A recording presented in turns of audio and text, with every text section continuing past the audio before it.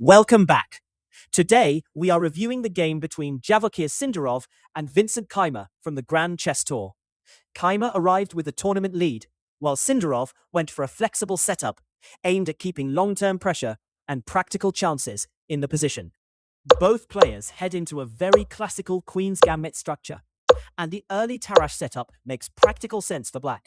With the tournament situation in mind, active development and stable piece play are perfectly reasonable priorities here. Sindarov expected exactly this approach. Keymer had no need to force complications with the lead in the standings, so the choice of a solid but dynamic structure fit the situation very naturally from Black's perspective.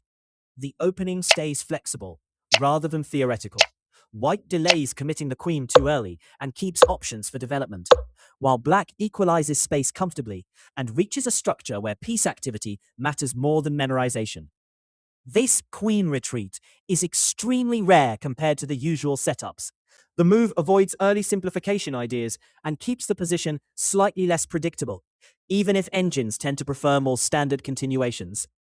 Development continues smoothly on both sides, but White is already paying close attention to long-term coordination. The move pawn to a3 is less about direct activity and more about controlling future piece placement around the queenside. Sindarov later explained that he mainly wanted to prevent bishop to b4.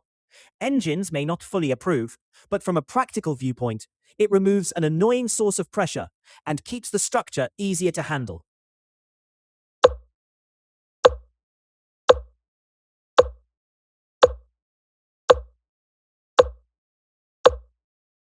But also loosening White's coordination for a moment. Sindarov mentioned that this pawn break came very quickly from Keymer and was a decent practical decision. Still, he had expected it, so White was already prepared for the central tension that followed. After the exchanges, White suddenly has to solve concrete coordination problems. Bishop to b3 is critical, because without it, Black's activity could become uncomfortable very quickly around the dark squares and open files. Sindarov spent a long time here, and later noted that this was essentially the only move keeping the position together. It's one of those moments where accurate defense quietly becomes the foundation for future counterplay.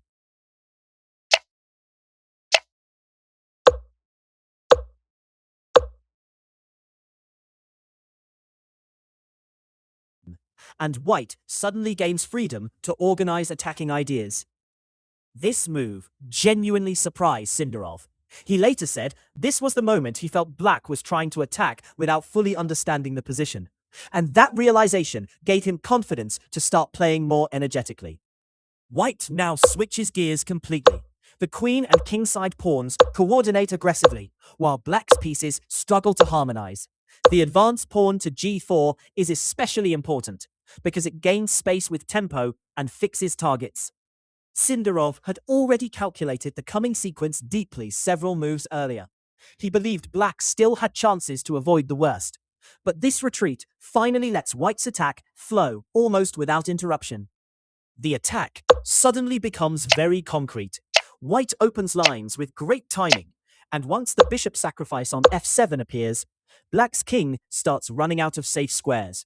Pawn to b4 is the key move that ties the entire attack together.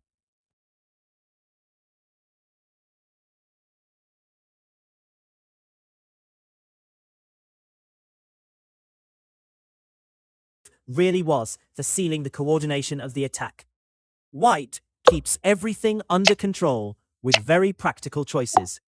The bishop capture on g5 is simple but powerful, and pawn to d5 removes counterplay, while opening fresh lines against Black's exposed king position.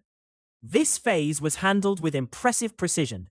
Instead of rushing for tactics, White steadily improved every piece and limited defensive resources until Black's position became almost impossible to organize. Even with the extra material and safer king, White still has to stay accurate because Black's rook activity creates practical chances. The position remains sharp enough that one careless move could reopen complications.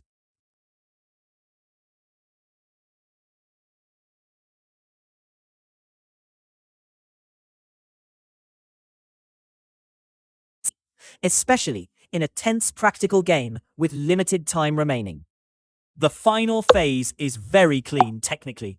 White simply improves king's safety, removes any remaining counterplay, and keeps the pieces coordinated. Once the king escapes the checks, the position effectively plays itself to the finish.